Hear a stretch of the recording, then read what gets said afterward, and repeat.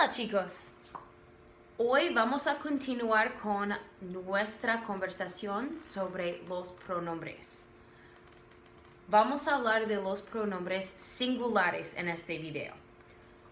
On this side of the board, you see a few drawings.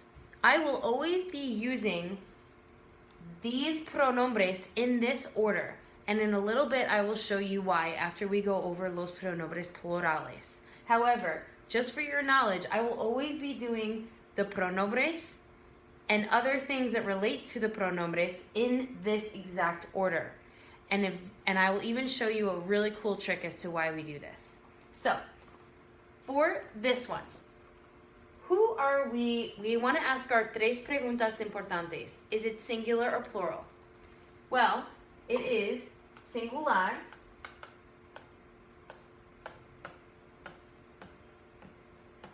because there's only one person, so it has to be singular. Now, the next question, are we talking about or are we talking to? Well, unless you like to talk to yourself, which might be a little strange, this is definitely talking about. And we are actually talking about yourself in this one.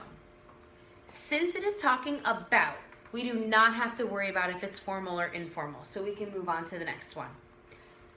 Down here, in this drawing, the arrow is indicating who it is being talked to or about. So, it is still singular, believe it or not. Even though you see more than one person, it is still singular. And the reason why is because you are directing your conversation to only one person. If you think back to when we learned about formal or informal, and also when we did los mandatos de la clase, this would be something that should be familiar to you. Are we talking to or about? Well, since the arrow is being directed to a person and they are looking at each other, we are talking to the person. Aha, now we have two. So we have to go to our third question, which is it formal or informal? So we don't see any indication that this is an adulto, so it would be informal, which you know is used to talk to people who are the same age, who are your friends or your family members, someone you're very close to, or even someone who's younger than you when you're an adult. Next, now we have tres personas. Even though there are tres personas, it is still singular because it is still talking. There's still one person that the arrow is being directed to. So it is still singular. Now, are we talking about the person or are we talking to the person that the arrow is indicating? Well, these two people are looking at each other and the arrow is pointing to this person. So we are talking about that person.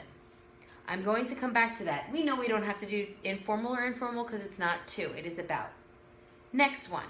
Same, very similar drawing as the one before. However, so that means it's singular and it is about. However, there is a slight difference. Notice what this one is indicating by the hat on their head and this one by the hair. So, in this one we are talking about a boy. And in this one we are talking about a girl. Finally, the last one, which should be familiar to you because we've talked about this before with formal and informal, is the one with the top hat. It is singular, you are talking to one person. We are talking to the person, and it is formal, as indicated by the top hat, which you know I like to use because it's very fancy.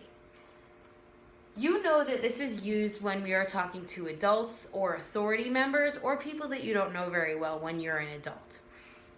Now, you might be asking yourself, some of these I already know. Awesome. Right now I'm going to show you the rest of them so that we know what to use in Español when we're trying to describe these situations. So, over here you've seen this one before when we talked about ourselves. This is yo. And yo is used when we are talking about ourselves. Next, tu. And remember that accento on tu, because if it doesn't have an accento, that means something different. It would mean your instead of you. This is used to talk to someone who you know, who you're familiar with or who's younger than you. And finally, on the bottom, another one we're familiar with is usted, or abbreviated UD. And if we don't say this ood, we say usted, because it's really, it's an abbreviation for usted. Similar to, we say Mr. Smith instead of Mer Smith. Now, these are two new ones. When we are talking about a boy, we are using L, and this has an accent on it as well. If it does not have an accent on it, it means the. We don't want to call a boy the, right? We want to say he. And finally, the last one is ella, when we are talking about a girl. In the next video, I'm going to go over some of the plural subject pronouns, and then I'm also going to show you the relationship between both sides.